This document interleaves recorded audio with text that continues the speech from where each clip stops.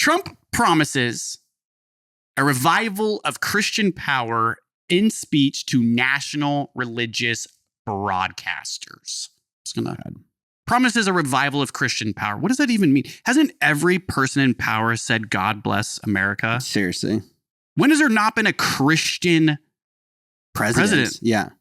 And if That's it's not crazy. Christian, they're still saying God bless America. Here's what Trump says, ready? At this convention or whatever. If I get in, you're going to be using that power at a level that you've never used before.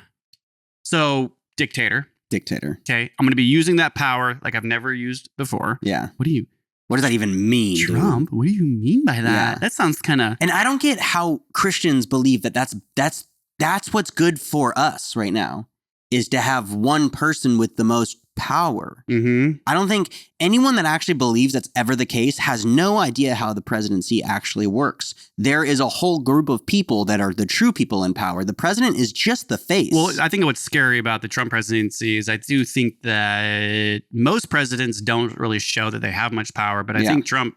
Oh, he's showing his power. I mean, that's what's scary about it, right? Totally. Is that there's a lot. He says here, with your help and God's grace, the great revival of America begins on November 5th.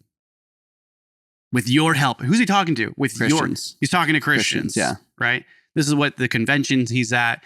He told the religious broadcasters that one of his first acts of a second Trump term would be to set up a task force to root out anti-Christian bias. Zach, what do we do on this podcast? Anti-Christian bias. Well, so I guess we're part of that. We would get potentially the algorithms and things and would keep us real fucking quiet. Not even that. We actually might get shut down. Yeah. According to that statement from the president, if he becomes president. Freedom of speech?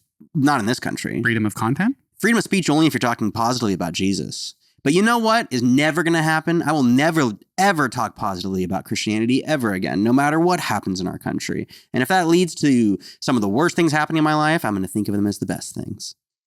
Check this out, okay? We'll go to the next article after this.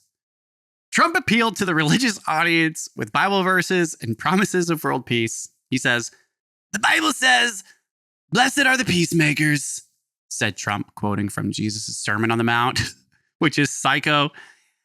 "I will be a peacemaker, and I will be the only president who can say, and I say this with great conviction, I will prevent World War III."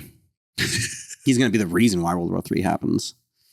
Dude, honestly, if you want to be a peacemaker, why are you going to deport a huge population of our country? Yeah, all of his campaign right now is lighting up the Christian fascists and saying it's all migrant crime is his new word. He came up with it. It's migrant crime. Bident. He calls it like bigrant. Bigrant crime. He's a racist. So it's Biden. Fuck, dude. Yeah, I hate him. Fucking so racist. But it's, and talking with my wife, Megan, who is a PhD dissertation writing genius on history and all this. None of this is new, okay? None of these talking points, lighting up Christian fascists, claiming all violence and issues are coming from across the border, like these racist and sexist and crazy comments have been the Republican Party's push. Yeah. And it works like a charm because what Trump's doing and what the Republican Party does is they poke the bear of the Christians, because the Christians in this country and the world, right-wing fascism is a cultural base. And if you can light that base up, they will push your agenda. What's that agenda? I don't think Trump's agenda is anything for Christians. He even in a recent video was like, I love all you Christians. I'm not a Christian. I love all you. And he said that. Really? Yeah. So we know that, he had the upside down Bible. Yeah. During the George Floyd So all of this protest. is just campaign trail.